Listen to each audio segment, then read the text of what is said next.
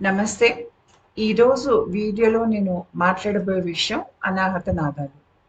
అంటే ఏదైతే మనకి ఈ భౌతిక దేహంలో ఉన్నటువంటి చెవికి వినపడినటువంటి శబ్దాలు ఉంటాయో, ఏవైతే మన అంతరంగంలో, మన మనస్సులో, మనం తల లోపల వినేటువంటి శబ్దాలుంటాయో, అలాంటి శబ్దాన్ని వాటి గురించి నేను ఈరోజు మాట్లాడతాను. అంతేకాకుండా శ్రీకృష్ణ రాసలీలలు దీనికి ఆధ్యాత్మిక జాగృతికి రెండింటికి మధ్యలో సంబంధం ఏమిటి అనేది చెప్తాను.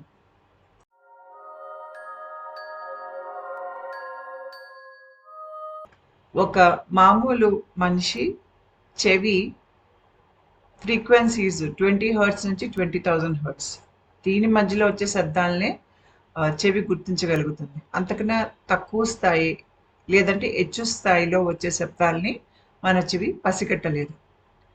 కానీ మనకి బయట వినిపించే శబ్దాలు ఉంటాయి. అది కాకుండా మన లోపల గూడా మనకి శబ్దాలనేవి వినిపిస్తాయి. ఇవి ముఖ్యంగా మనుషులు ఆధ్యాత్మికంగా ఎదుగుతున్నప్పుడు వాళ్ళకి రకరకాల శబ్దాలు వినిపిస్తూ ఉంటాయి. పక్షి కూతల నుంచి గంటల వరకు రకరకాల శబ్దాలు వీళ్ళకి వినిపిస్తాయి. కానీ ఈ శబ్దాలు మనిషి చెవితో వినట్లేదు. మన లోపల తన్మాత్ర ఉంటుంది శబ్దానికి సంబంధించినటువంటిది. తన్మాత్ర అంటే మన లోపల ఈ శబ్దాల్ని వినగలిగేటువంటి శక్తి మన సూక్ష్మ స్థాయిలో మనలో ఉంటుంది. మనలో ఆ శక్తి ఉంది కాబట్టే మనకి భౌతిక దేహంలో ఈ చెవి పనిచేస్తోంది. మనకి గనక లోపల వినే శక్తి సూక్ష్మ స్థాయిలో లేకపోతే మనకి ఆ సూక్ష్మ దేహంలో మనకి బయట చెవి శబ్దాల్ని వినలేదు. కాబట్టి మన లోపల అంతర్గతంగా మనలో ఈ శక్తి ఉంటుంది. శబ్దాలను వినగలిగేటువంటి శక్తి. అయితే మనుషుల ఆధ్యాత్మిక జాగృతి లేదంటే వారిలో కుండలిని జాగృతి జరుగుతున్నప్పుడు ఏమవుతుందంటే రకరకాల శబ్దాలు వినిపిస్తాయి.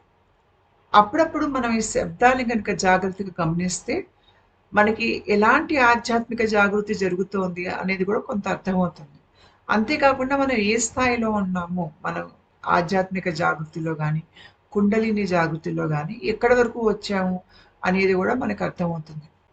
మనకి ఆధ్యాత్మికంగా ముందుకెళ్లే కొద్దీ ఈ శబ్దాలు కూడా మనకి మారిపోతూ ఉంటాయి మనం వినేవి. కానీ అనాహత నాదాలు నా అనుభవంలో అన్నిటికన్నా ఎక్కువగా మనకి స్పష్టంగా చాలా చక్కగా వినిపించేది మన లోపల ఆధ్యాత్మికంగా స్థాయికి వెళ్ళాక మన గుండెకి మెదడుకి మధ్యలో కనెక్షన్స్ అనేవి బాగా ఏర్పడటం మొదలు పెడతాయి ఒక దశలో. ఆ దశలో అన్నిటికన్నా ఎక్కువగా మనకి అనాహత నాదాలు వినిపిస్తాయి. అంటే మన లోపల మన గుండె గుండె అనాహత చక్రం. అంతేకాకుండా హృచ్చక్ర ఉంటుంది. ఇటు పక్కన మనస్తన ఉంటుంది. మీకు ఒక స్థాయిలో ఈ భాగంలో చాలా ఎక్కువగా మీకు స్పర్శ అనేది తెలుస్తూ ఉంటుంది.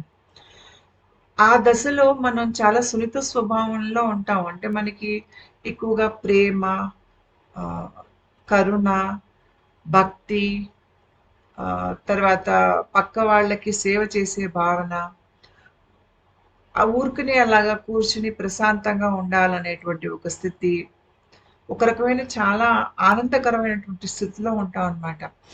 అలాంటి స్థితుల్లో మనకి వస్తే ఏమవుతుందంటే మనకి తెలియకుండానే మన అనాహత చక్రం లేదంటే ఇక్కడ హృచ్చక్రం ఉంటుంది ఇటు పక్కన. అవి తెలియకుండానే అవి కొద్ది కొద్దిగా వాటిలో ప్రాణశక్తి అనేది ఎక్కువ ప్రవహించటం మొదలుపెడుతుంది. అక్కడ మనకి శక్తి ఎక్కువ ప్రవహించేటప్పుడు మనకి చాలా అందమైనటువంటి భావాలు కలుగుతాయి మనకి. అలాంటి భావస్థితిలో మనకేమనిపిస్తుందంటే ఏదో ఇక్కడ తెరుచుకుంటున్నట్టు ఒక రకమైనటువంటి పారవస్యం, ఒక రకంగా మన గుండెలోంచి బయటికి ప్రేమ పొంగుకొస్తున్నట్టు, కళ్ళల్లో నీళ్ళొస్తాయి, ఒంట్లో ఆనందం వస్తుంది. మన గుండె తెరుచుకుంటున్నట్టుగా అనిపిస్తుందనమాట. అప్పుడప్పుడు ఇది పేలుతున్నట్టుగా కూడా అనిపిస్తుంది. మనకిక్కడ ఈ భాగంలో నొప్పి కూడా కలుగుతుంది. అదెలా ఉంటుందంటే గుండె నేనింకా ఈ పంజరంలో ఉండలేను. నేను కట్లు తెంచుకుని బయటికొచ్చేస్తాను అని మీ గుండె దాన్నది బయటికి వచ్చేస్తున్నట్టుగా మీకనిపిస్తుంది. కొన్ని కొన్ని దశల్లో అయితే చాలా ఎక్కువగా అనిపిస్తుంది. కొన్ని కొన్ని దశల్లో మనకి కొద్దిగా అంటే ఇంకా మన ఆధ్యాత్మికంగా ఆ స్థాయికి గనక వెళ్ళి ఉండని పక్షంలో మనకి తెలుస్తుంది ఇక్కడ. బాగా శక్తి ప్రవాహం మనకి తెలుస్తోంది. ఇలాంటి వాటినే మనం ఇంగ్లీష్‌లో హార్ట్ అవేకెనింగ్ అంటాం. అయితే టాప్ డౌన్ అయ్యే వాళ్ళకి కూడా ఇదవుతుంది. కుండలిని జాగృతం అయ్యే వాళ్ళకి కూడా అవుతుంది. టాప్ డౌన్ అవేకెనింగ్ అయ్యే వాళ్ళకి ఇక్కడ ఎక్కువ స్పర్శలు ఎప్పుడు ఎక్కువ తెలుస్తాయి వాళ్ళకి అంటే, తల పైనుంచి వాళ్ళకి శక్తిపాతం దిగి ఒంట్లో మార్పులు చేసుకుంటూ పై వైపుకి శక్తి తిరుగుతుంది. తిరిగినప్పుడు అది కడుపులోంచి పైకి వెళ్తుంది ఇలాగా. అలా వెళ్తున్నప్పుడు అది గుండె ఈ భాగం నుంచి పైకి చొచ్చుకుంటూ వెళ్తుంది అది పైకి. వెళ్ళినప్పుడు వాళ్ళకి ఇక్కడ ఎంత ధార ప్రవహిస్తోంది, ఎంత కాలం బట్టి ప్రవహిస్తోంది, అంటే దాంట్లో ఎంత శక్తి ఉంది అనే దాన్ని బట్టి వాళ్ళకి స్పర్శ అనేది వస్తుంది. ఒకవేళ ధార గనుక చాలా బలంగా ఒంటి మీదకి వచ్చిందనుకోండి, మళ్ళీ అంతే శక్తివంతంగా పైకేసి తిరుగుతుంది. తిరిగి గుండెలోంచి పైకెళ్తుంది. వెళ్ళినప్పుడు మీకు ఇక్కడ ఈ భాగంలో చాలా మార్పులు లాంటివి జరగటం, కొద్దిగా నొప్పిలాగా ఇక్కడ ఛాతీలో ఈ భాగంలో నొప్పి. దీన్ని హై హార్ట్ అంటారు ఇంగ్లీష్‌లో. ఇక్కడ నొప్పిలాగా ఉండటం, ఏదో తెరుచుకుని బయటికి రావాలన్నట్టుగా ఉండటం. మనకి అకారణ ప్రేమ, ఎవరిని చూసినా ప్రేమ కలుగుతుంది. మనకి నా మనిషి, బయట మనిషి అనే తేడా ఉండదు. ఇక్కడ ప్రేమ ఎలాంటి ప్రేమ అంటే అది విశ్వ ప్రేమ. ఇప్పుడు మీకు మీ కొడుకునో, కూతుర్నో చూస్తే మీకు ప్రేమ కలుగుతుంది. కానీ మీ కొడుకు వయసున్న ప్రతి అబ్బాయిని చూస్తే మీకు ప్రేమ కలగదు. కానీ ఇక్కడ అలా ఉండదు. ఇది ఎలా ఉంటుందంటే విశ్వ ప్రేమ. మీరు వేరే అబ్బాయిల్ని చూసినా అంటే మీ కొడుకు స్నేహితుల్ని లేకపోతే మీకు తెలియని అబ్బాయిల్ని చూసినా కూడా అది ఎలా అనిపిస్తుందంటే మీ కొడుకే కనిపిస్తాడు మీకు ఆ అబ్బాయిల్లో కూడా. మీ కొడుకు మీద మీకు ఎంత ప్రేమ అనిపిస్తుందో ఆ దశలో వేరే పిల్లల్ని చూసినా కూడా మీకు అదే ప్రేమ కలుగుతుంది. ఇది ఎలాంటి ప్రేమ అంటే దీంట్లో ఎలాంటి నిబంధనలు లేవు. అంతేకాకుండా దీనికి కారణం కూడా లేదు. ప్రేమ అనేది భగవంతుడి తత్వం. ఆ తత్వం ఇప్పుడు మీరు వ్యక్తపరుస్తున్నారు బయట లోకానికి. అంటే మీ ఒంటి మీదకి దిగినటువంటి ఈ శక్తి ప్రవాహం మీ ఒంటి మీద చేయాల్సిన మార్పులు చేసేసి అది పై వైపుకేసి తిరిగినప్పుడు, అది దిశ మార్చినప్పుడు, అది గనుక చాలా సార్లు మీ మీద దిగి చాలా మిమ్మల్ని మార్చి ఆ ధార కూడా చాలా ఎక్కువగా ఉందనుకోండి, అప్పుడు మీరు ఈ దశల్లోకి ఇంచుమించు మీకు 4, 5 సార్లు దిగాక ఈ దశలు చాలా తేలిగ్గా వెళ్తారు. ఆ దశలో ఏంటంటే చాలా ప్రేమని వ్యక్తపరుస్తారు. మీరు చాలా ఆనందంగా ఉంటారు. అలా కూర్చుని కూడా ఒక రకమైనటువంటి సంతోషంలోకి, తన్మయత్వంలోకి వెళ్ళిపోతూ ఉంటారు. ఇది ఎలాంటివి అన్నమాట హార్ట్ అవేకెనింగ్ సంబంధించినటువంటి సింప్టమ్స్. అయితే కుండలిని జాగృతంలో ఇది ఎక్కడ వస్తుంది అంటే కుండలిని కింద నుంచి పైకి వెన్నులోంచి వెళ్ళి మొత్తం అన్ని గ్రంథులు భేదించుకుని రుద్ర గ్రంథి కూడా భేదించి ఇక్కడ మకర అని ఉంటుంది. ఇక్కడ వచ్చి కూర్చుంటుంది కుండలిని శక్తి. అక్కడి నుంచి పైకి మీకు కారణ దేహం ఉంటుంది. మీకు కారణ దేహంలో కూడా చాలా పొరలు ఉంటాయి. అవి ఇక్కడి నుంచి పైకి అలా వెళ్తాయి అన్నమాట. అయితే కుండలిని మకరాకు వచ్చి కూర్చున్నాక అక్కడి నుంచి గుండె మీద తన ప్రభావం వస్తుంది. అంటే ఇక్కడ అనాహతం చక్రం కంటే కూడా హృచ్చక్రం ఉంటుంది ఎడం వైపున ఇట్లాగా ఇక్కడ. ఆ హృచ్చక్రం మీద దీని ప్రభావం చాలా ఎక్కువగా ఉంటుంది. అంతేకాకుండా మనకి గుండె చుట్టూ చాలా గ్రంథులు ఉంటాయి. ఆ గ్రంథుల్ని భేదిస్తుంది. ఇక్కడ అనాహత చక్రం, ఇక్కడ హృచ్చక్రం, ఇక్కడ మనస్థనం. ఈ వీటి మధ్యలో అంతా మీకు ప్రవాహం అనేది బాగా తెలుస్తుంది. ఇక్కడ చాలా అనాహత నాదాలు వినిపిస్తాయి. ఎందుకంటే ఈ దశలో ఏమవుతోందంటే గుండెకి మెదడుకి మధ్యలో కనెక్షన్స్ అనేవి ఏర్పడుతున్నాయి. ఇందాక టాప్ డౌన్ అవేకనింగ్ వచ్చి నేను చెప్పినప్పుడు కూడా ఆ శక్తి దిశ మార్చి గుండెలోంచి తలలోకి వెళ్ళినప్పుడు అక్కడ కూడా టాప్ డౌన్ అవేకనింగ్ లో మీకు గుండెకి మెదడుకి మధ్యలో మీకు సంబంధాలు అంటే కొత్త నర్వస్ కనెక్షన్స్ ఇవన్నీ అక్కడ కూడా తయారవుతున్నాయి. కాకపోతే కుండలిని జాగృతంలో తయారైనంత స్థాయిలో అక్కడ అవ్వవు. కుండలిని జాగృతంలో అది 100% అయిపోతాయి అన్నమాట.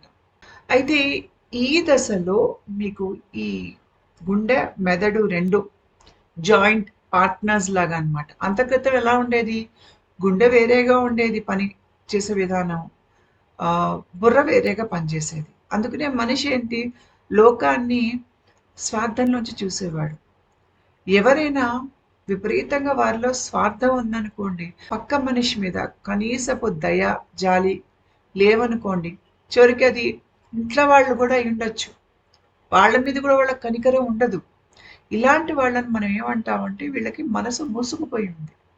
వీళ్ళకి ఏంటంటే ఎట్లాంటి భావాలు తెలియవు. మంచి భావాలు వీళ్ళల్లో ఉండవు. అంటే కరుణ, ప్రేమ, అర్థం చేసుకునేటువంటి తత్వము, కృతజ్ఞత, భక్తి, నిస్వార్థ సేవాభావం, ఉదారత, ఓర్పు ఇలాంటివి వీళ్ళల్లో మీకు అంతగా ఉండవు. అవి ఉండాలి అంటే మనిషిలో ఒక వ్యక్తిత్వం అనేది ఉండాలి. చాలా జన్మ ఎత్తి ఉండాలి. పైగా ఆధ్యాత్మికంగా ఎదిగే కొద్దీ ఇలాంటివన్నీ వాళ్ళలో ఎక్కువ కనిపిస్తాయి మీకు ఈ భావాలు.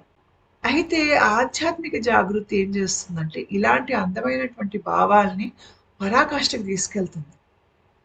అది మనం ఎక్కడ ఎక్కువగా అనుభవిస్తాము అంటే ఈ గుండె మెదడు మధ్యలో నర్వస్ కనెక్షన్స్ అవుతున్నప్పుడు ఇది మనం అన్నిటికన్నా ఎక్కువగా ఇది అనుభవిస్తాం.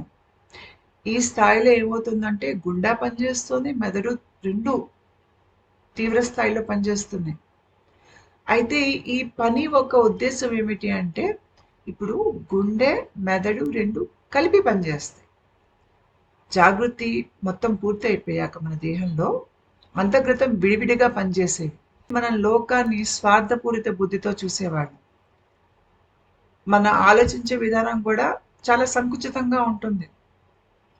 ఒక రకంగా జంతుతత్వంలోంచి ఇంకా మనం బయటికి రాలేదు. భయాల్లోంచి బ్రతుకుతున్నాము, కోరికల్లోంచి బ్రతుకుతున్నాం. కానీ ఈ స్థాయిలో ఏంటంటే అతను భావాల్ని కూడా దృష్టిలో పెట్టుకుని తన బుద్ధి ఏం చెప్తుందో అది విని దాన్ని బట్టి నిర్ణయాలు తీసుకుంటాడు. అంటే అతను ఆలోచించే విధానం కానీ లోకాన్ని చూసే విధానం కానీ ఒక మానవతా విలువలతో కూడినటువంటి ఆలోచన ధోరణి కానీ ప్రవర్తన ధోరణి కానీ ఇతనిలో పూర్తి స్థాయిలో కనిపిస్తుంది. ఏదైతే మనకి దిగువ స్థాయి అహంకారం నుంచి వచ్చినటువంటి స్వార్థం కానీ అత్యాశ కానీ ప్రలోభాలు కానీ ఈ స్థాయిలో మనిషిలో కనిపించవు. అవి వెళ్ళిపోతాయి మనిషిలోంచి. ఆ మనిషి ఎక్కువగా బుద్ధిని ఉపయోగిస్తూ ఉంటాడు. ఏదైనా సరే ఏది సరో అదే చేస్తూ ఉంటాడు. పైగా మనిషి చాలా ప్రేమమూర్తిలా ఉంటాడు. మీరు చాలా ఆధ్యాత్మికంగా ఎదిగిన వారు మీరు మాతా అమృతానందం ఏం చూడండి, ఆవిడ నిత్యం ప్రేమని పంచుతో బ్రతుకుతారు. అంతగా అలా బ్రతకాలి అంటే వాళ్ళల్లో ఏంటంటే గుండె ఈ మెదడు మధ్యలో మొత్తం కనెక్షన్స్ బాగా అవ్వాలి. అప్పుడు వాళ్ళు ఏంటంటే బయట లోకానికి కేవలం ఈ అందమైనటువంటి భావాలు ఉంటాయి చూడండి, ప్రేమ, భక్తి, గౌరవం ఇట్లాంటివి వాళ్ళు లోకానికి వ్యక్తపరుస్తారు. ఇంకా తర్వాత వాళ్ళు లోకానికి ద్వేషాన్ని కానీ కోపాన్ని కానీ ఉద్రేకాన్ని కానీ అజ్ఞానాన్ని కానీ పంచరు వాళ్ళు. వీళ్ళు స్థాయి ఎదిగిపోయి ఉంటారనమాట. అది ఇక్కడ మీకు అవుతుంది. టాప్ డౌన్ అవేకనింగ్ అయ్యే వాళ్ళకు కూడా ఇది అవుతుంది. కాకపోతే టాప్ డౌన్ అవేకనింగ్లో ఏమవుతుందంటే కుండలిని శక్తి మూలాధారంలోనే నిద్రిస్తోంది. అది లేచి ఇక్కడ వచ్చి ఆగ్య చక్రంలో కూర్చోవట్లేదు ఇది అవుతున్నప్పుడు ప్రక్రియ దేహంలో. కాబట్టి మనిషి దేహంలో ఈ ప్రక్రియ అవుతున్నప్పుడు తాత్కాలికంగా మనిషి ఈ భావాలను అనుభవిస్తాడు. ఒక స్థాయిలో వీళ్ళకి జ్ఞాన రూపంలో ఇవన్నీ అర్థమవుతాయి. కానీ ఎప్పుడైతే మీకు ఆ ప్రక్రియ పూర్తయిపోతుందో వాళ్ళకి ఏమవుతుందంటే దాన్ని వాళ్ళు అమలుపరచలేకపోతారు. అంటే వాళ్ళకి జ్ఞాన రూపంలో తెలుస్తుంది, కానీ వాళ్ళు దాన్ని అమలుపరచలేకపోతారు రోజు జీవితంలో ఆ మార్పుని. అక్కడ అహంకారం అనేది పెరుగుతుంది టాప్ డౌన్ అవేకనింగ్లో. అందుకనే వాళ్ళకి ఏంటంటే గ్రౌండింగ్ అనేది అవసరం. కుండలిని జాగృతం అయిన వారిలో మటుకు ఈ ప్రవర్తన అనేది ఒక పూర్తి స్థాయిలో అయిపోయి ఆ మనిషిలో అదే ప్రవర్తన కొనసాగుతుంది భవిష్యత్తులో. తిరిగి మనిషి మళ్ళీ దిగువ చక్రాల్లోకి రారన్నమాట. కుండలిని జాగృతం కానీ ఆధ్యాత్మిక జాగృతి కానీ జరిగే మొదటి దశలో మనుషులకు ఎక్కువ వినిపించేది వైట్ నాయిస్ అంటారు. వైట్ నాయిస్ అంటే మనకి పూర్వం టీవీ సెట్స్ ఉండేవి కదా ఇంట్లో, వాటిల్లో ఛానల్స్ రానప్పుడు ఒక గజిబిజి శబ్దం వస్తూ ఉండేది అని. దాన్నే మనం వైట్ నాయిస్ అని అంటాం. అది కొత్తలో చాలా ఎక్కువగా వినిపిస్తుంది. ఎవరికైనా కూడా కుండలిని జాగృతం అయ్యే వాళ్ళకి ఆధ్యాత్మిక జాగృత అయ్యే వాళ్ళకి ముందు ఇదే వినిపిస్తుంది. అదేదో మన తలలో యాంటీనా ట్యూన్ అవుతున్నట్టు ఒక ఛానెల్‌కి అలాగా ఈ శబ్దం వినిపిస్తుంది. అయితే టాప్ డౌన్ అవేకెనింగ్‌లో చాలా ఎక్కువగా వినిపిస్తుంది. కుండలిని జాగృతంలో అంతగా వీళ్ళకి వినపడినంతగా వినపడదు. పైగా ఒక దశలో ఇది వచ్చిపోతూ ఉంటాయి ఈ శబ్దాలు. ఒక దశలో మీకు ఈ శబ్దాలు వెనకాల మనకి తలలో కొనసాగుతూనే ఉంటాయన్నమాట. ఈ ప్రక్రియ జరిగినంత కాలం. అందులో ఒక శబ్దం ఏంటంటే ఈ వైట్ నాయిస్. ఇది బహుశా మనకి ప్రక్రియ అంతా అవుతున్నప్పుడు ఇది మనకి తెర వెనక ఉండి అలా ఉంటూనే ఉంటుంది ఈ చప్పుడు మనకి. ముఖ్యంగా టాప్ డౌన్ అవేకెనింగ్ అయ్యే వాళ్ళకి. తర్వాత మధ్య మధ్యలో పక్షి కూతలు వినిపిస్తాయి.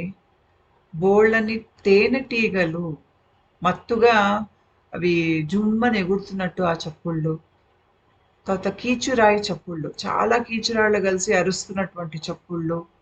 ఇవన్నీ సర్వసాధారణం. అంతే కాకుండా రకరకాల సంగీత వాయిద్యాలు, కొన్ని కొన్ని సార్లు సంగీతాలు ఇవి ఎక్కడ వినిపిస్తాయంటే చాలామంది ఏం చెప్తారంటే మీకు కుండలిని వెన్నులోంచి పైకి వెళ్తున్నప్పుడు, లేదంటే అనాహత చక్రం కింద మనకి విష్ణు గ్రంథి ఉంటుంది. అది భేదన చేస్తున్నప్పుడు వినిపిస్తాయి అని అంటారు. కానీ నాకు అక్కడ ఏమీ వినపడలేదు. నాకు ఇవి ఎక్కడ వినిపించాయి అంటే ముఖ్యంగా సంగీత వాయిద్యాలు నాకెక్కడ వినిపించాయి అంటే నేను ఇందాక చెప్పినట్టుగా కుండలిని మకరాలో వచ్చి అంటే ఇక్కడికొచ్చి కూర్చున్నాక గుండె, మెదడు మధ్యలో కనెక్షన్స్ తీవ్ర స్థాయిలో చేస్తూ నాకు హార్ట్ అవేకెనింగ్ అంటాను చూడండి అది అవుతున్నప్పుడు, అప్పుడు నాకు ఈ సంగీత వాయిద్యాలు వినిపించాయి.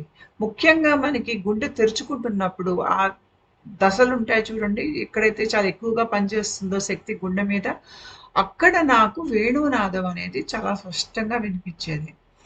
అంటే ఇది మరీ గట్టిగా కూడా వినపడలేదు. కొద్దిగా అది స్వల్పంగానే వినిపించింది నాకు. ముఖ్యంగా కుడి చెవిలో వినిపించింది.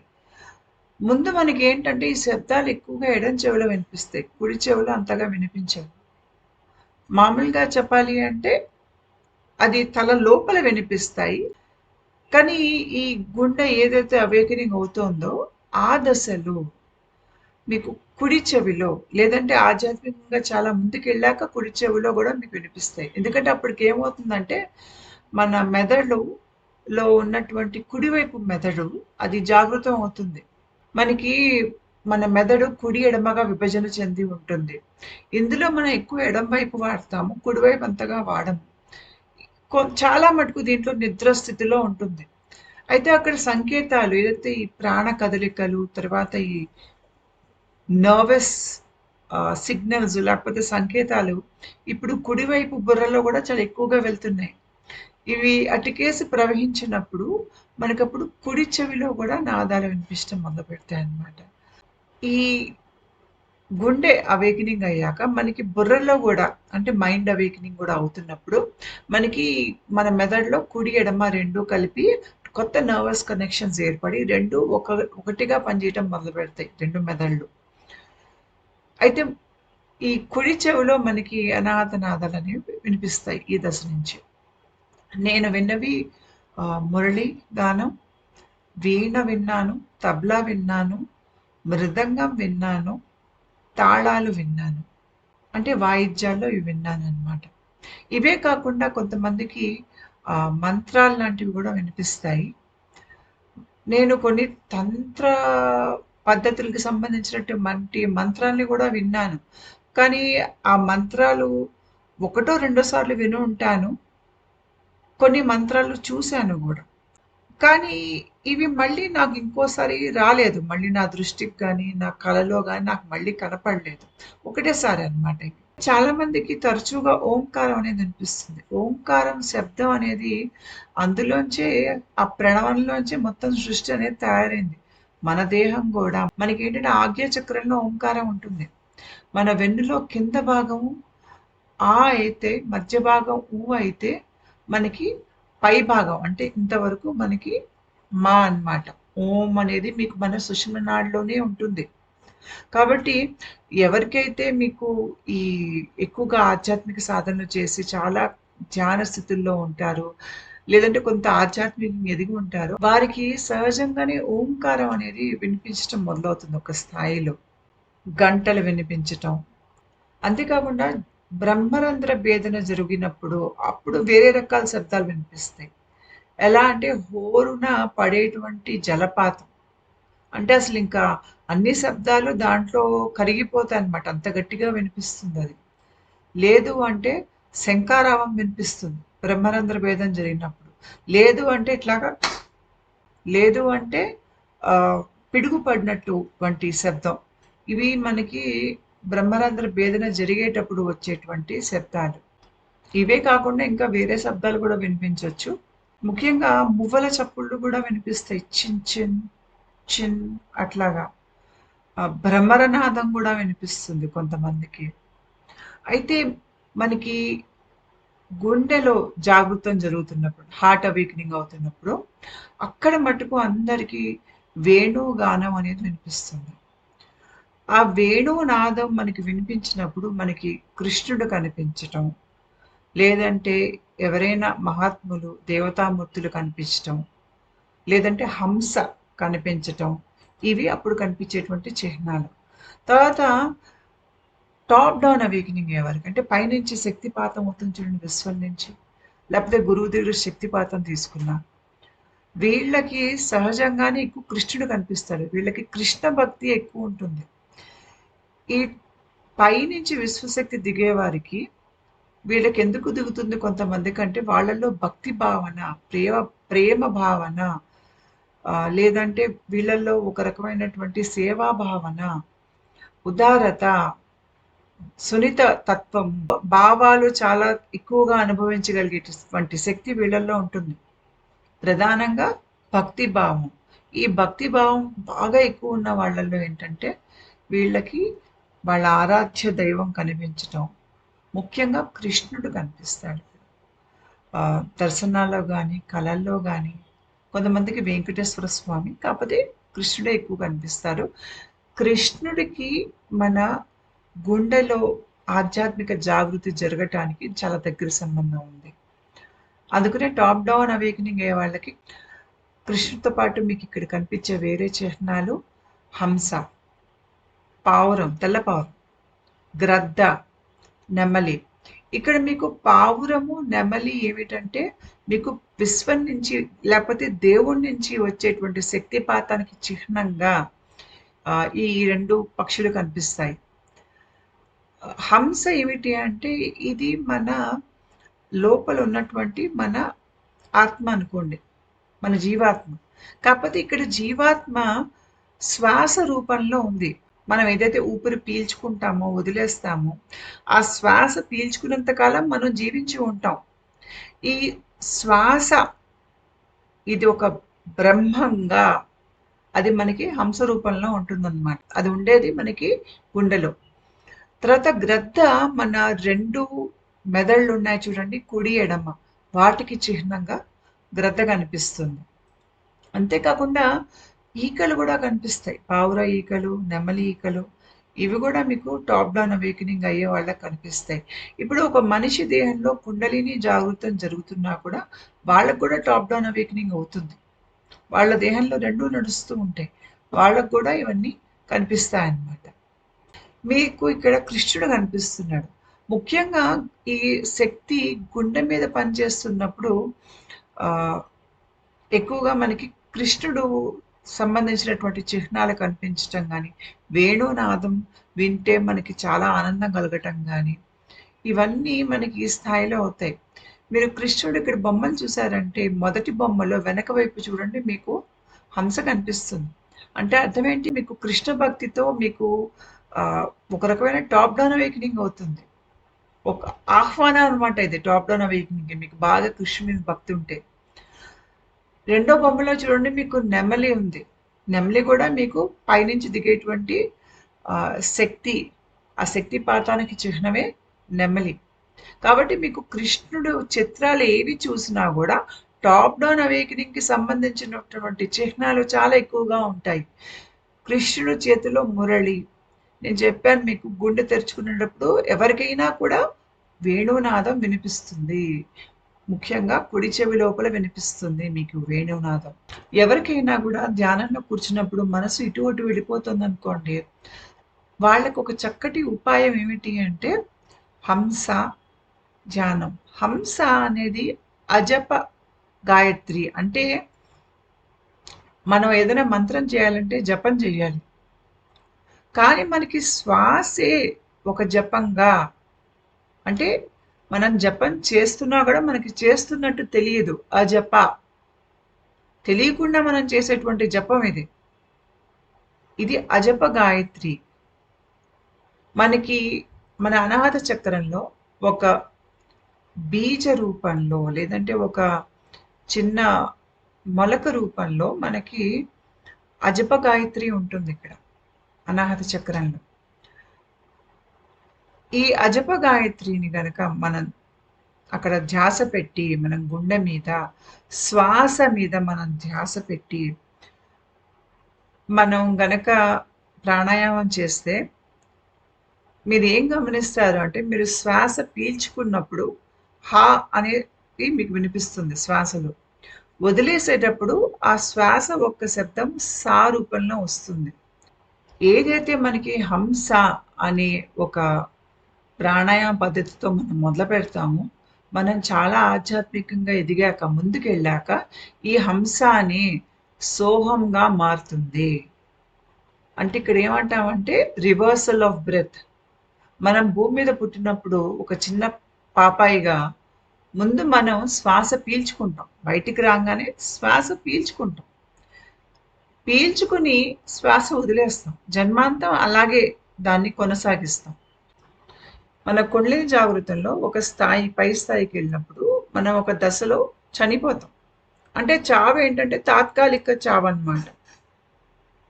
ఇక్కడ ఎలా చనిపోతాం మనం? ఊపిరి వదిలేసి చనిపోం. ఒక మామూలు మనిషి ఏంటి ఊపిరి వదిలేసి చనిపోతాడు. ఇక్కడ అలా చనిపోం మనం.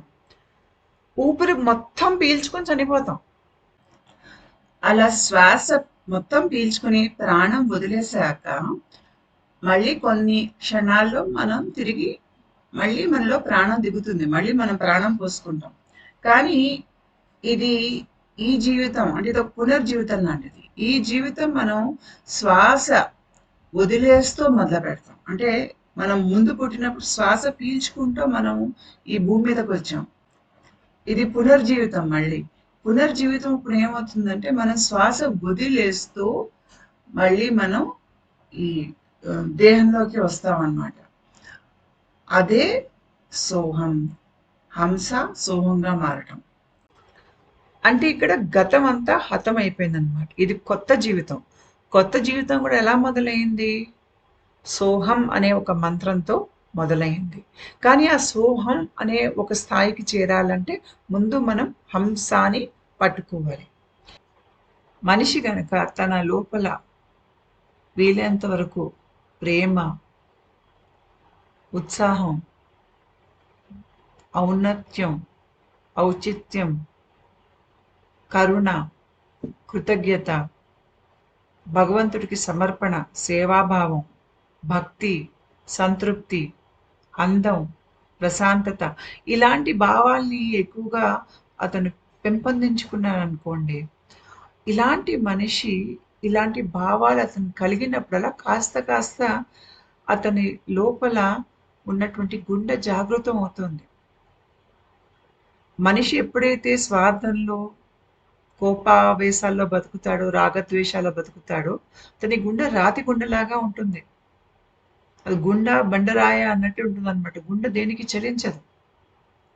కానీ ఎప్పుడైతే అతను మంచి భావాల్ని పెంపొందించుకుంటాడో, అలాంటి వాతావరణంలో ఉంటాడో, ఈ భావాలు అతనిలో పెరిగే కొద్దీ కాస్త కాస్త అతని గుండె తెరుచుకోవడం మొదలు పెడుతుంది.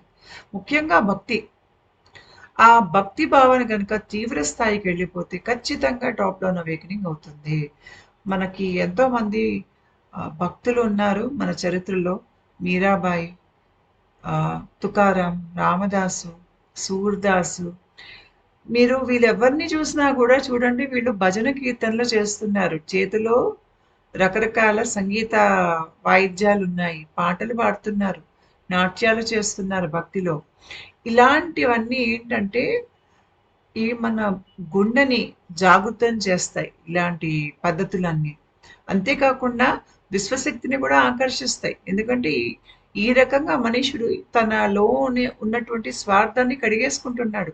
నిత్యం దైవ నామస్మరణలో బతికే మనిషికి ఇంకా అహంకారం ఏం పట్టుకుంటుంది, వచ్చి ఆ మనిషిని పట్టుకోలేదు. అందుకని ఏంటి, ఈ మనిషి దిగువ 3 చక్రాలు కాకుండా ఈ అనాగత చక్రం స్థాయి నుంచి బ్రతుకుతున్నాడు. నిత్యం ఆ స్థాయి నుంచే బ్రతుకుతూ ఉంటే ఖచ్చితంగా టాప్ డౌన్ అవేకనింగ్ అవుతుంది వీళ్ళకి. కృష్ణుడే కాకుండా చాలా మందికి సెయింట్ జర్మన్ కూడా కనిపిస్తారు ఈ టాప్ డౌన్ అవేకనింగ్ అయినప్పుడు. నాకు కూడా నా దగ్గరికి వచ్చారు వారు. అంతేకాకుండా ఇంకా వేరే దైవదూతలు లాంటి వాళ్ళు కూడా కనిపిస్తారని చాలా మంది పాశ్చాత్య వాళ్ళు అంటారు. వాళ్ళకు కూడా కృష్ణుడు కనిపిస్తారు చాలా మందికి. కొంతమందికి ఒక నీలం ఆకారంలో ఒకరు కనిపిస్తారు అని వాళ్ళు అంటారు. అయితే మన పురాణ గాథల్లో కృష్ణుడు తర్వాత గోపికలకి మధ్యలో జరిగే సన్నివేశాలు చాలా ఉంటాయి. కృష్ణుడు మురళి వాయిస్తుంటే గోపికలు తన్మయత్వంలో అక్కడే కృష్ణుడి చుట్టూ చేరి కృష్ణుడిని చూస్తూ అవన్నీ వింటూ ఉండేవారు. ఇలాంటి కథలు ఎందుకు ఉంటాయి మనకి అంటే, ఈ కథలు వింటున్నప్పుడు మనలో కూడా అదే ఆవేశం, ఏదైతే భక్తికి సంబంధించినటువంటి ఒక ఆవేశం ఉంటుంది చూడండి, అది కలగటానికి ఈ కథలు మనకి చాలా ఉపయోగపడతాయి.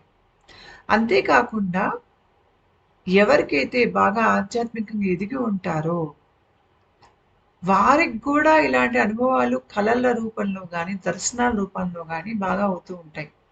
చాలా మంది కృష్ణ భక్తులు కృష్ణుడితో కాలం గడిపినట్టు, కృష్ణుడితో ఆ రాసలీలలు సన్నివేశాల్లో వాళ్ళు పాల్గొన్నట్టు, నర్తించినట్టు, పాడినట్టు, చివరికి సూర్దాసు వీరు జన్మతః అంధులు. కానీ వీరు కృష్ణుడిని చూడగలిగేవారు, ఆ రూపాన్ని వర్ణించగలిగేవారు. ఎందుకంటే కృష్ణుడు ఆయనకు కనిపించాడు కాబట్టి. ఈ సన్నివేశాలన్నీ వాళ్ళకి అలౌకికమైనటువంటి అనుభవాల రూపంలో, దృశ్యాల రూపంలో, కళల రూపంలో వీళ్ళకి తరచూ వస్తూ ఉంటాయి. ముఖ్యంగా ఈ కృష్ణ భక్తిలో మునిగి తేరే వాళ్ళకి ఇవి బాగా ఎక్కువగా ఉంటాయి. కృష్ణ భక్తి అనేది మన గుండెకి సంబంధించింది. కృష్ణుడి పేరు తలుచుకుంటే, అంటే మన మనసారా కృష్ణుడి పేరు తలుచుకుంటే మనకి ఎంతో ఆనందం కలుగుతుంది. ముఖ్యంగా మీలో కనుక కాస్తన్నా కుండలిని జాగృతం ప్రక్రియ మొదలైనా, లేదంటే మీకు టాప్ డౌన్ ప్రక్రియ మీ దేహంలో అవుతున్నా, లేదంటే మీలో సహజంగా భక్తి భావన ఎక్కువ ఉన్నా, మీరు మీ చెయ్యి గుండెల మీద పెట్టుకుని కృష్ణ కృష్ణ కృష్ణ అని అనుకున్నారంటే ఒంట్లో ఆనంద తరంగాలు అనేవి లేస్తూ ఉంటాయి. ముఖ్యంగా గుండె చాలా స్పందిస్తుంది. నేను ఈ వీడియో నిన్న చేశాను ఇంగ్లీష్లో. చేసినప్పుడు ఇలా అన్నా అనమాట, నాకు ఈరోజు తెల్లారుజామున నాకు టాప్ డౌన్ అవేకనింగ్ అయింది. మళ్ళీ చాలా పెద్ద దార నాకు తల మీద ఇక్కడ ఇక్కడ మొత్తం పొద్దునంతా నన్ను తడిపేస్తూ చాలాసేపు ఆ శక్తిపాతంలో నేను ఉన్నాను పొద్దున్న ఈరోజు. మీకు ముఖ్యంగా ఏంటంటే కృష్ణుడికిను గుండెకి చాలా దగ్గర సంబంధం ఉంటుంది. కృష్ణుడు మీ హృదయ చక్రాన్ని తెరిచినంత తేలిగ్గా బహుశా ఇంకే మార్గంలోనూ అంత తొందరగా తెరుచుకోదేమో. కృష్ణుడి లీలా వినోదం మనకందరికీ తెలుసు. కృష్ణుడి రాసలీలలు వీటి గురించి కూడా మనం చాలా కథలు విన్నాము. 16,000 గోపికలు. ఈ 16,000 గోపికలకు అర్థం ఏమిటి? ఇక్కడ చిత్రంలో చూసారంటే ప్రతి గోపికతో మీకు కృష్ణుడు ఆడుతున్నాడు. అంటే 16,000 గోపికలు ఉంటే 16,000 కృష్ణులు ఉన్నారు అక్కడ. మరి దీని అంతరార్థం ఏమిటి అనేది ఇప్పుడు నేను చెప్తాను. మనిషి దిగువ చక్రాల్లో బ్రతికినప్పుడు అతనిలో కోపం, ఆవేశం ఇట్లాంటివి, స్వార్థం లాంటివి చాలా ఎక్కువగా ఉంటాయి. కానీ అతను పై చక్రాల్లోకి వచ్చి పై చక్రాల్లో పనిచేస్తున్నటువంటి స్థితిలో, అంటే క్రమేపీ పైకి వెళ్తున్నప్పుడు పై చక్రాలు ఎక్కువ మీకు సాత్విక తత్వం ఉంటుంది. అనాహత చక్రంలో రెండు ఉంటాయి. పై స్థాయికి సంబంధించి దిగువ స్థాయికి సంబంధించి కూడా మీకు అనాహత చక్రంలో ఉంటుంది. ఇంకా పైకి వెళ్ళే కొద్దీ ఏంటంటే మీకు ఎక్కువగా సాత్విక తత్వం ఉంటుంది. ముఖ్యంగా మీరు ఈ మకర దాటి పైకి వెళ్ళి ఇక్కడ బుద్ధి చక్ర, పై సహస్ర చక్రానికి వేసి వెళ్ళినప్పుడు అక్కడ అంతా మీకు సాత్విక తత్వంకి సంబంధించినటువంటి చక్రాలే ఉంటాయి. మీకు చక్రం పైన దళాలు ఉంటాయి. ఆ దళాలు అవి వాటికి రంగు ఉంటుంది. వాటి మీద అక్షరం అనేది ఉంటుంది. శబ్దం ఉంటుంది. వాటికి సంబంధించినటువంటి శబ్దం. వాటికి సంబంధించినటువంటి ఒక భావం అనేది ఉంటుంది. లేదంటే ఒక లక్షణం అనేది ఉంటుంది. ఇవన్నీ గూడా మీకు చక్రాల్లో మీకు ఉంటాయన్నమాట. ప్రతి చక్రానికి దళాలుంటాయి. ప్రతి దళానికి ఉంటుందన్నమాట. అయితే కృష్ణుడిలో 16 కళలుంటాయట. కళలు అంటే లక్షణాలనొచ్చు. భగవత్ తత్వాలనొచ్చు. అందుకనే కృష్ణుడిని పూర్ణ అవతారం అంటారు. రాముడికి 14 కళలే ఉంటాయి. రాముడు పూర్ణావతారం కాదు. కానీ కృష్ణుడు పూర్ణావతారం. ఆ 16 కళలు ఏమిటి అంటే దయ, ఓర్పు, క్షమాగుణం, న్యాయం, అందరితో ఒకే తీరుగా వ్యవహరించేటువంటి శైలి, నిర్మోహత్వం, ఆధ్యాత్మికంగా ఎదిగినటువంటి ఒక స్థితి. ఎవరు కృష్ణుని జయించలేరు. ఆ పరాక్రమం ఉంది. 10 మందికి ఉపయోగపడేటువంటి తత్వం, అందం, నాట్యం, గానం, నిజాయితీ, కృష్ణుడే నిజం. అన్ని రకాల కళల మీద పట్టు, అన్నింటి మీద పట్టు ఉన్నవాడు కృష్ణుడు. ఈ 16 కళలు మీకు కృష్ణతత్వం మీ లోపల, మీ గుండెలో అది మొదలైనప్పుడు అక్కడ ఉన్నటువంటి కృష్ణుడు, భక్తి ఎక్కడుంటే కృష్ణుడు అక్కడే ఉంటాడు. కృష్ణుడు భక్తుల గుండెల్లో కొలువై ఉంటాడు. ముఖ్యంగా మనకి గుండె మెదడు మధ్యలో కనెక్షన్స్ అవుతున్నప్పుడు కిందకి పైకి మనకి సంకేతాలు వెళ్తాయి. కృష్ణుడు గుండెలో ఉంటే మీ మెదడులో తల పైన మీకు ఇక్కడ సహస్ర చక్రం ఉంటుంది. ఈ సహస్ర చక్రం మనకి తల పై భాగంలో హెల్మెట్ లాగా ఉంటుంది. తల లోపల దానికి సంబంధించినటువంటి బ్రెయిన్ సెంటర్స్తో దానికి సంబంధం ఉంటుంది. టాప్ డౌన్ అవేకనింగ్ అయ్యే వారికి తల లోపల మాత్రమే వారికి ఆ బ్రెయిన్ సెంటర్స్ కనెక్షన్స్ అన్నీ అవుతాయి. సహస్ర చక్రం వరకు శక్తి వెళ్ళాలంటే ఇక్కడ బ్రహ్మరంధ్ర భేదన జరగాలి. అది జరగందే మీకు కుండలిని పైకి వెళ్ళలేదు, బయటికి వెళ్ళదు శరీరం నుంచి సహస్రారంలోకి. కానీ టాప్ డౌన్ అవేకనింగ్ అయ్యే వారికైనా కుండలిని జాగృతం అయిన వారికి కూడా ఇద్దరికి జరిగే ఒక ప్రక్రియ ఏంటంటే తల లోపల రీవైరింగ్ జరుగుతుంది. హార్ట్ బ్రెయిన్ కనెక్షన్ అయ్యాక తల లోపలంతా రీవైరింగ్ జరుగుతుంది. కుండలిని జాగృతం అయిన వారికి ఇది 100% జరుగుతుంది. ఆధ్యాత్మిక జాగృతి లేకపోతే ఏదన్నా ఇట్లాగా విశ్వరించి శక్తిపాతం మీదకి దిగిన వారికి కొంతవరకు అవుతుంది. కృష్ణుడికి 16 కళలు లేదంటే లక్షణాలు అనుకోండి, లేదా శక్తులు అనుకోండి.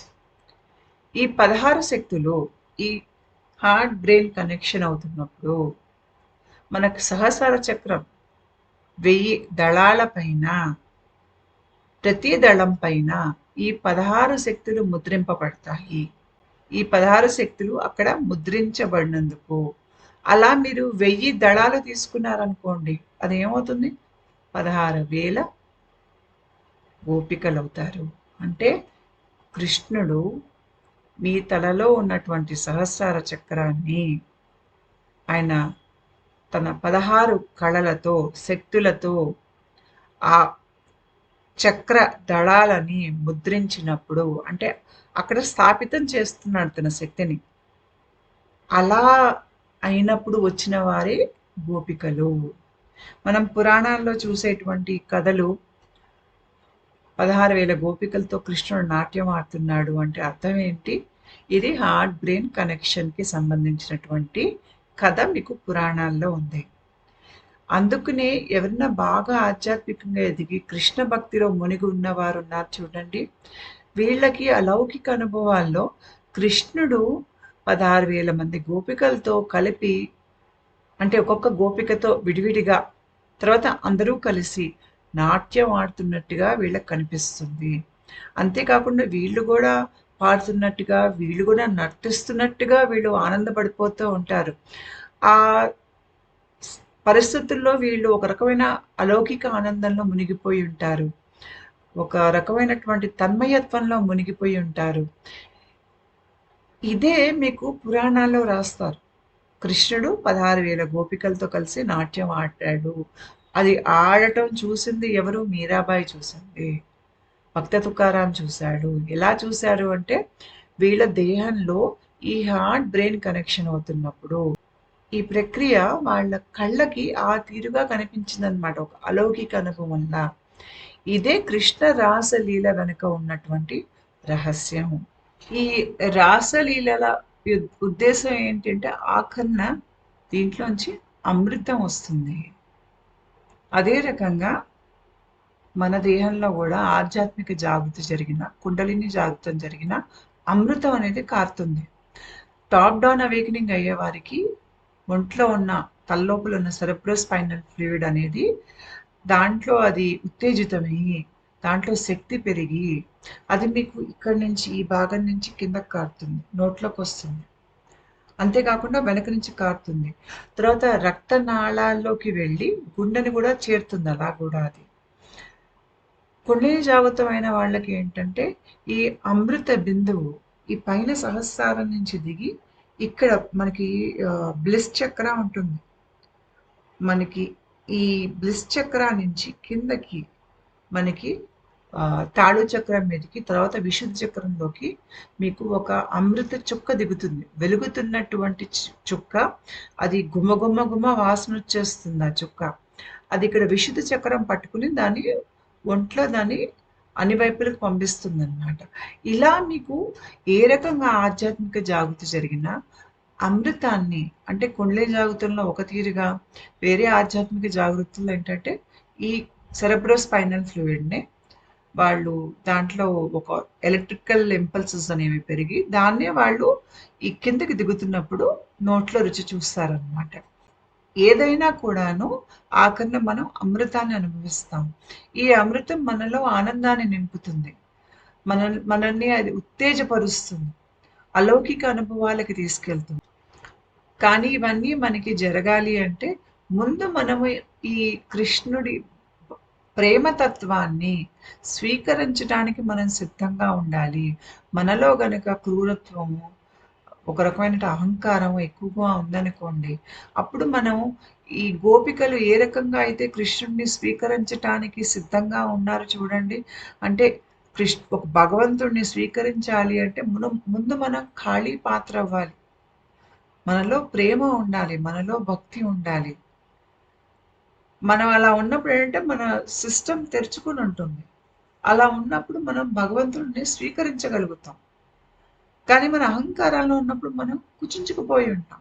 అప్పుడు మనకి భక్తి భావన కలగదు. మనం దేవుడు మనకి ముందొచ్చినా మనం దేవుణ్ణి స్వీకరించలేము, మనం గుర్తించలేము, మనకేం అనిపించదు మన దేహంలో. అందుకనే మనం కృష్ణుడికి వెళ్ళినప్పుడు గోపికలు వెళ్ళినట్టుగా వెళ్ళాలి. వాళ్ళల్లో ఎంత భక్తి, ఎంత ప్రేమ, అనురాగం ఉందో అదే మనం ధ్యాసలో పెట్టుకుని మనం కూడా అదే తీరుగా వెళ్ళాలి. అప్పుడే కృష్ణ భక్తితో ఏంటంటే మనకి గుండెలో మనకి ఒక రకమైనటువంటి జాగృతం, ఒక రకమైనటువంటి స్పందన అది మనకి కలుగుతుంది. పైగా మన జీవాత్మకు ఉండేది కూడా గుండెలోనే. నేను ఇందాక చెప్పినట్టు ప్రతి చక్రానికి దళాలు ఉంటాయి. ఆ దళానికి రంగు ఉంటుంది, శబ్దం ఉంటుంది, భావం ఉంటుంది, ఒక లక్షణం ఉంటుంది, దానికి ఒక రాగం కూడా ఉంటుంది. మనం ఏదైనా సంగీతం పెట్టుకుని విన్నప్పుడు, లేదంటే బీట్స్ ఉంటాయి చూడండి, అట్లాంటివి విన్నప్పుడు మీకు కొన్ని బీట్స్కి ఇటువైపు మీకు శబ్దానికి ఈ భాగం మీకు స్పందిస్తుంది. ఇంకో రకం బీట్స్కి మీకు వేరే భాగం తల్లో ఇంకో బ్రెయిన్ సెంటర్ స్పందిస్తుంది. అంటే ఏంటి, మీకు కొన్ని రకాలైనటువంటి శబ్దాలకి కొన్ని దళాలు అనేవి మీకు ఎక్కువగా స్పందిస్తాయి. ఎందుకంటే వాటికి సంబంధించినటువంటి శబ్దం కాబట్టి. మనకి తల పైన సహస్ర చక్రం ఉన్నా కూడా దానికి సంబంధించి తల లోపల బ్రెయిన్ సెంటర్స్ ఉంటాయి. ఆ బ్రెయిన్ సెంటర్స్ ఆ సహస్ర దళానికి ఉన్న శబ్దానికి అనుకూలంగానే ఇవి స్పందిస్తాయన్నమాట తల లోపల నరాలు. అయితే రకరకాల రాగాలకి, రకరకాల నాదాలకి మన బుర్రలో రకరకాల మూలలు స్పందిస్తాయి. ముఖ్యంగా మనకి ఈ హార్ట్ బ్రెయిన్ కనెక్షన్ అవుతున్నప్పుడు చాలా రకాల సంగీత వాయిద్యాలు అనిపిస్తాయి. ఇది ఎందుకు అంటే నేను ఇందాక చెప్పినట్టు కృష్ణుడు 16 శక్తులు 1000 సహస్ర దళాలు రెండూ కలిపితే మీకు 16,000 శక్తులు అవుతాయి. ఈ 16,000 శక్తులే 16,000 గోపికలు. ఈ 16,000 గోపికల్నే 16,000 రాగిణులు అని కూడా అంటారు. వీరు ఎవరు అంటే మనకి 4 వేదాలు ఉంటాయి. దాంట్లో సామవేదం ఒకటి. సామవేదంలో ఎక్కువ మీకు సంగీతం అనేది ప్రధానంగా కనిపిస్తుంది. వేదాల్ని ఏ రకంగా పఠించాలి, ముఖ్యంగా యజుర్వేదంకి సంబంధించినటువంటి స్తోత్రాల్ని సామవేదంలో ఏ రకంగా పఠించాలో చెప్తారు. అయితే ఈ సామవేదంలో వేదాన్ని పఠించేటప్పుడు 16,000 శృతులు అంటే 16,000 రాగాలు లేకపోతే 16,000 రాగిణులని వాడి వేదాన్ని పఠిస్తారు. మనం ఈ 16,000 రాగిణులను పఠించి వేదం చదివితే తల లోపల ఉన్న మొత్తం బ్రెయిన్ సెంటర్స్ అన్నీ కవర్ చేసేస్తాం. అంటే ఇంకే సెంటర్ మిగలదనమాట. ప్రతి దళంలో ఉన్న శబ్దాన్ని, ప్రతి దళాన్ని యాక్టివేట్ చేస్తూ మనం వేదాన్ని చదువుతున్నాం. ఇలా నిత్యం రోజు వేదాన్ని అధ్యయనం చేసేవారికి, పఠించేవారికి, అంటే వారు ఏ రకంగా పఠించాలి అనేది వాళ్ళకి వేద పాఠశాలలో నేర్పిస్తారు. అలా చాలా ఏళ్ళ మీదుగా పఠించినప్పుడు బ్రెయిన్ సెంటర్స్ అన్నీ యాక్టివేట్ అయ్యి వాళ్ళు మహామేధావులు అవుతారు. ఈ వేద పఠనం చేసేవాళ్ళు వీళ్ళు మహామేధావులే అవటం కాకుండా వీళ్ళల్లో ఉన్నటువంటి మేధాశక్తిని వారు తర్వాత తరాలకు కూడా ఇవ్వగలుగుతారు. వంశపారపర్యంగా వెళ్తుంది ఈ మేధాశక్తి. అంటే మనం 16,000 రాగిణులను ఒకటేసారి ఉపయోగిస్తూ మనం గనక స్తోత్రం చేసిన, మనం వేద పఠనం చేసిన, ఆ అన్ని దళాల్లో ఉన్న శక్తి విడుదలయ్యి ఆ మనిషి మేధావిగా మారతాడనమాట.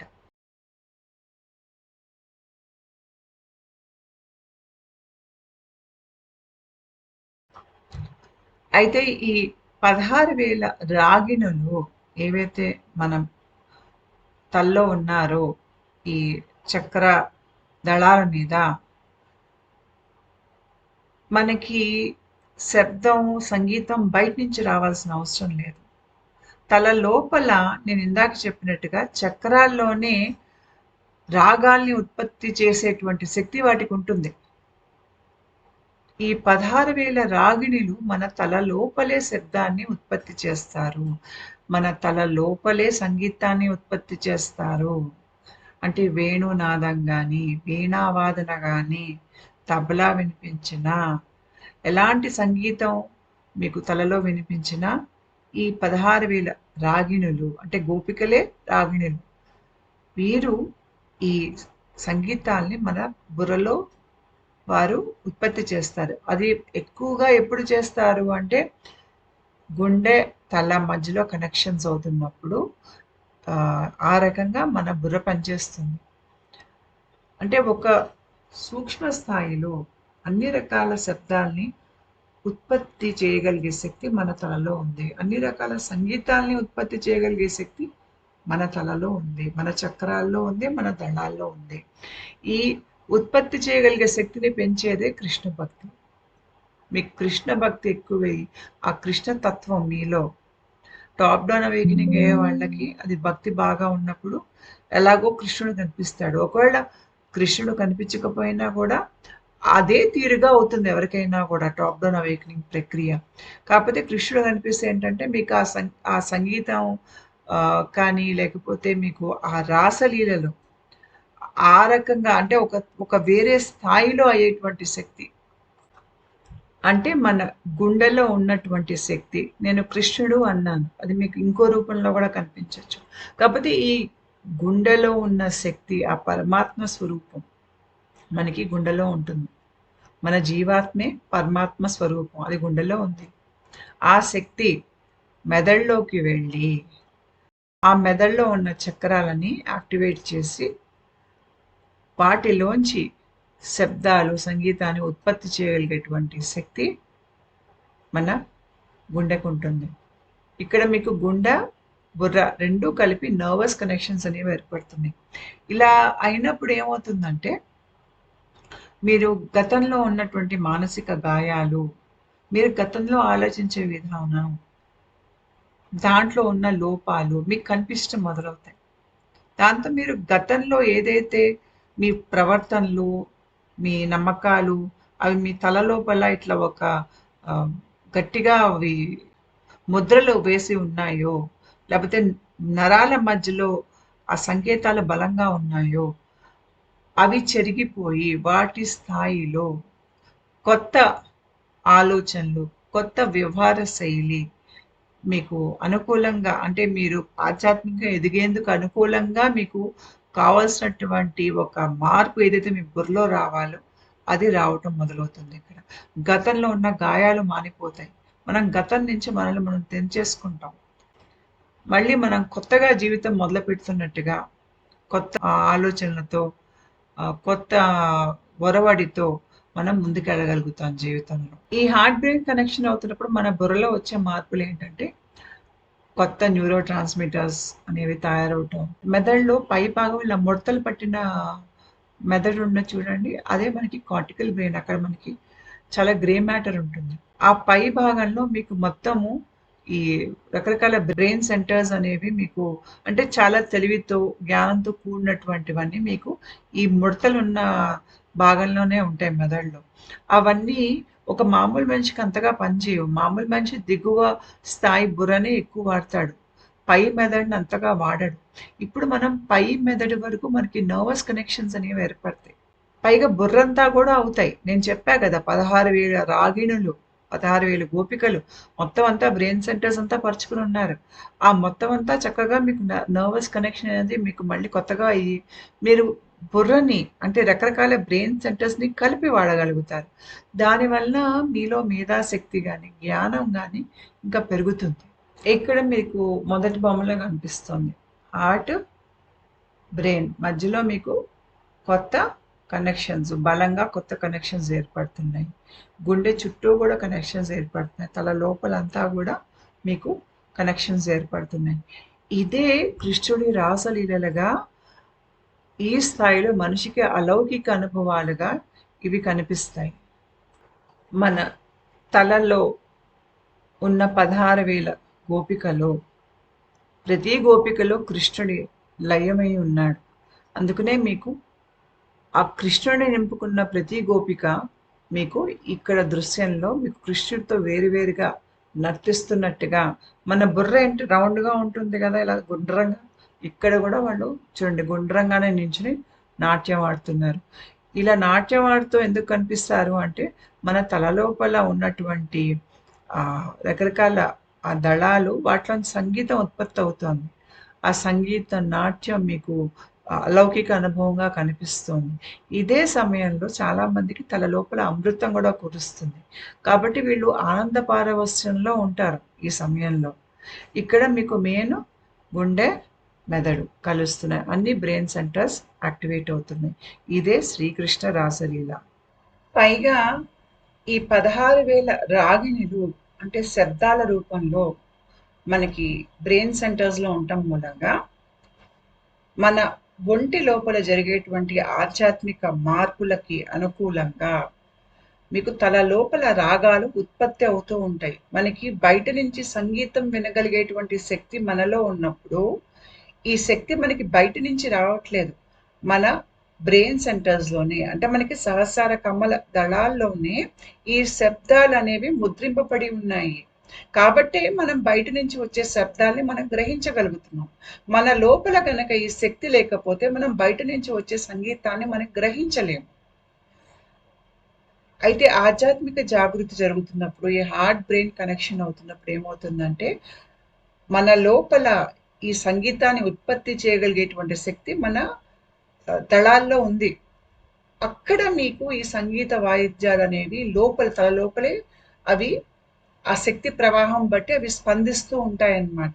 స్పందించి మీకు తల లోపల మీకు మురళీగానం, మీకు వీణ, వేరే వాయిద్యాలు, వేరే సంగీతాలు కొన్నిసార్లు ఇవి మంత్ర రూపంలో వస్తాయి. అంటే మనకి శక్తి ఏ దళం మీద పనిచేస్తే మీకు ఆ శబ్దం వినిపిస్తుంది తల లోపల. అంతేకాకుండా ఈ శబ్దాలు ఒక రకంగా మన ఆధ్యాత్మికంగా ఎదుగుతున్నాం అన్న విషయాన్ని కూడా మనకి ఇవి చెప్తాయి. మనలో స్పందన పెరిగే కొద్దీ మనం గజిబిజిగా ఉండేటువంటి శబ్దాల నుంచి, చిన్న చిన్న పక్షి కూతల నుంచి, తర్వాత సంగీత వాయిద్యాలు వినే స్థాయి వరకు వెళ్తాం. ఆ స్థాయిలో మళ్ళీ మంత్రాలు గూడా చాలామంది వింటారు. ఇలా మనం తలలో వినే మంత్రాలు ఉంటాయి చూడండి. ఒక రకంగా మనకి ఆ దీక్ష వచ్చినట్టనమాట. దాని తర్వాత ఆ మంత్ర జపం మనం చేసుకోవచ్చు మన నిత్య జీవితంలో. ఆ మంత్ర జపం చేసే అర్హత, ఆ మంత్రంలో ఉన్న శక్తిని మనం స్వాధీనం చేసుకునే అర్హత మనకి వస్తుంది. అంటే ఇది ఒక రకంగా గురువు దగ్గర దీక్ష తీసుకున్నట్టే అన్నమాట. అయితే ఎవరికైతే కుండలిని జాగృతం జరుగుతుందో అంటే కింద నుంచి పైకి వెళ్ళేటువంటి కుండలిని జాగృత ప్రక్రియ, వారికి ఖచ్చితంగా ఎప్పుడో ఒక్కసారన్నా సుబ్రహ్మణ్యేశ్వర స్వామి కనిపిస్తారు. సుబ్రహ్మణ్యేశ్వర స్వామికి కూడా చూడండి వెనక నెమలి ఉంది. నెమలి కూడా మీకు కుండలిని జాగృతానికి చిహ్నం. పైగా కుండలిని పాము కూడా కనిపిస్తుంది మీకు సుబ్రహ్మణ్యేశ్వర స్వామి దగ్గర. సుబ్రహ్మణ్యేశ్వర స్వామి టాప్ డౌన్ అవేకనింగ్ అయ్యే వారికి కనిపించారు. అక్కడ ఎక్కువ మీకు కృష్ణుడే కనిపిస్తారు. హంస అంటేనే మన శ్వాసతో సంబంధించినటువంటి ఒక ప్రక్రియ. ఈ హంసాని గనుక మనం పట్టుకుంటే ఈ హంస ద్వారా మనం మన జీవాత్మని చేరగలుగుతాం అన్నమాట. నేను ఇందాక చెప్పినట్టుగా ఈ హంస అని దాని మీద ధ్యానం చేస్తూ మనం ప్రాణాయామ పద్ధతిని పాటించవచ్చు. ప్రాణాయామ పద్ధతిలో ఏంటంటే మనం ఊపిరి పీల్చుకోవటం, ఊపిరి వదిలేయటం మధ్యలో అంటే మీరు ఎలాంటి ప్రాణాయామం చేసినా కూడా మీరు ఊపిరి పీల్చుకోవటం, ఊపిరి వదిలేయటం మధ్యలో గనక మీరు కాసేపు ఊపిరి నిలిపేశారనుకోండి దాన్ని కుంభక అంటాం. అంటే మనం ఊపిరి పీల్చుకుని కూడా మనం కాసేపు అలాగా ఊపిరి వదలకుండా అలా ఉండొచ్చు. లేదు అంటే మనం ఊపిరి వదిలేసేసాక కూడా మనం అలాగా నిలుపుకోవచ్చు మనల్ని మనం. మళ్ళీ ఊపిరి పీల్చుకోకుండా వెంటనే. ఇలా చేసేదాన్ని కుంభక అంటారు. అయితే ఈ కుంభక చేసినప్పుడు మన లోపల ఒక రకమైనటువంటి సూక్ష్మ స్థాయిలో ఒక మార్పు జరుగుతుంది. అదేంటో ఇప్పుడు నేను చెప్తాను. ఇది మన ప్రాణమయ కోశం. ప్రాణమయ కోశంలో ఇక్కడ వాయువులు తిరుగుతున్నాయి. అయితే మనకి కడుపు భాగం దగ్గర ఇంచుమించు 2 వాయువులు ఉంటాయి. ఒకటి ప్రాణవాయువు కింద నుంచి పైకి వెళ్తుంది. ఇంకోటి ఏమో అపాన వాయువు పైనుంచి కిందకి వెళ్తుంది. దాని దిశ అలా ఉంటుంది అన్నమాట. ఎప్పుడు ఇలాగే ఉంటుంది. ఇలా ఉన్నంత కాలం మనం శ్వాస పీలుస్తూ శ్వాస వదిలేస్తూ జనన మరణ చక్రాల్లో ఉంటాం అన్నమాట. అయితే ఒక స్థాయిలో ఇది మారుతుంది. అది ఎప్పుడు అంటే మనం ఊపిరి నిలిపినప్పుడు. ఊపిరి నిలిపినప్పుడు ఏమవుతుందంటే మీకు కిందకేసి ప్రవహించే అపాన వాయువు పైకేసి వెళ్తుంది. పైకేసి వెళ్ళే ప్రాణవాయువు దిశ మారి కిందకేసి వస్తుంది. ఈ రెండు మీకు కడుపు భాగంలో కలుసుకుంటాయి. ఆ కలుసుకున్నప్పుడు ఏమవుతుందంటే మీకు అలా మీకు ఊపిరి నిలిపి ఉంచినప్పుడు మీకు ఇక్కడ మూలాధార చక్రంలో గాయత్రి మాత శబ్ద రూపంలో ఉంటుంది. అలా నిలిపినప్పుడు శబ్ద రూపంలో ఉన్న గాయత్రి మాత పైకి హృదయ చక్రాలోకి వెళ్తుంది. ఇక్కడ బొమ్మలను ఏదైతే చూపించానో ఏదైతే మీకు మూలాధారంలో ధ్వని రూపంలో గాయత్రి ఉందో అంటే దాని శక్తి ధ్వని శక్తి రూపంలో మీ గాయత్రి ఉందో కుంభకా చేస్తున్నప్పుడు ఆ శక్తి మీకు పైకి లేస్తుంది. లేచి గుండెలోకి వస్తుంది. వచ్చి దాన్ని మీరు అక్కడ మీరు గ్రహించగలుగుతారు. శబ్ద రూపంలో లోపల నుంచి వచ్చేటువంటి శబ్దాలు ఉంటాయి చూడండి. అనాహత శబ్దాలు గుండెకి సంబంధించినటివి, తలకు సంబంధించినటివి. సో మీకు ఆ శబ్దమే ఇక్కడ లోపల అంతరంగంలో వినిపిస్తుంది అన్నమాట. మీకు తెలుస్తుంది. దేహంలో ఆధ్యాత్మిక ప్రక్రియ జరుగుతున్నప్పుడు మన శ్వాస పీల్చుకునే విధానానికి చాలా దగ్గర సంబంధం ఉంటుంది. ఆధ్యాత్మికంగా ఎదగని మనిషి నిమిషానికి 10 నుంచి 12 సార్లు లేకపోతే ఇంకా ఎక్కువ సార్లు కూడా పీల్చుకుంటారు శ్వాస. పైకే పీల్చుకుంటారు. ఎక్కువగా లోపలికి పీల్చుకోరు. ఆ శ్వాస ఏంటంటే మనిషిలో ఉన్న అహంకారాన్ని అది పోషిస్తుంది. కానీ ఎప్పుడైతే మన ఆధ్యాత్మికంగా ఎదుగుతామో, మన నిమిషానికి తక్కువ సార్లు శ్వాస పీల్చుకుంటాం. బహుశా 4 సార్లు నుంచి 6 సార్లు, లేదంటే 7 సార్లు. ఎంత తక్కువ పీల్చుకుంటే అంత మంచిది. నాభిలోకి పీల్చుకుంటాం.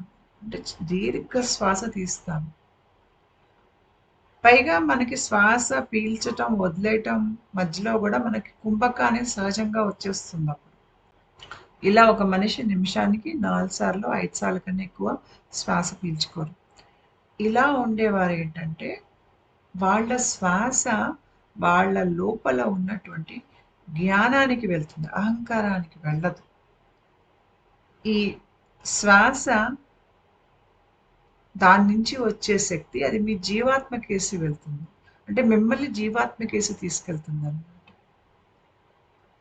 ఎప్పుడైతే మనం హంస పద్ధతిలో మనకి అంటే మనం ఎలాగో హంస పద్ధతిలో మనకు తెలియకుండానే మనం గాలి పీల్చుకుంటున్నాం. కాకపోతే దాని మీద పెట్టి ధ్యాస మనం గనక ఆహ్, చేసే సాధన చేస్తే అప్పుడు మీరు హంస నుంచి తేలిగ్గా మీ లోపలున్న జీవాత్మని పట్టుకోగలుగుతారు. మీ జీవాత్మని గనక మీరు హంస ద్వారా పట్టుకుంటే మీరే పరమహంస అవుతారు. ఉంటానండి.